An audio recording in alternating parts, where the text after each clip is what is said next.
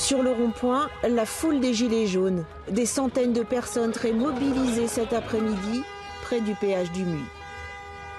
Et puis quand on s'éloigne, en remontant la file de voitures sur la route venant de Draguignan, on croise Isabelle et Yumi, deux manifestantes qui, avec le plus grand calme, font respecter l'ordre et la sécurité, notamment en assurant la libre circulation des véhicules prioritaires. C'est un enjeu de la santé publique de laisser une voie de passage au moins pour le SAMU, les pompiers. Moi je suis infirmière donc peut-être que je vois aussi des problèmes que les gens ne voient pas. Et ouais, pour moi c'est important qu'on ait réussi à faire cette bande de voies d'urgence. Voilà. Pour Yumi, il en va de la crédibilité de son combat. Alors parfois il lui faut expliquer un peu fermement même cette obligation à d'autres gilets jaunes. Il y a 2, 3 qui sont passés derrière.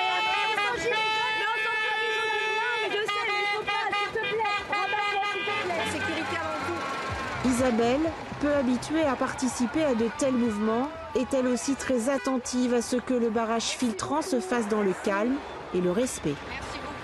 Le respect, c'est quelque chose qui est fondamental parce que effectivement, ça fait partie de mes valeurs. J'ai des enfants, j'ai une famille et on est tous d'accord sur le fait que c'est important de ne pas bloquer les gens et d'autant plus les choses qui font partie des secours.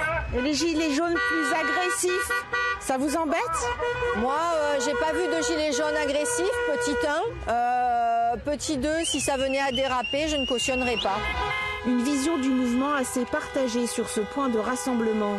D'ailleurs ici, il n'y a pas eu d'incident en cette longue journée de mobilisation qui pourrait encore se prolonger plusieurs jours selon certains gilets jaunes.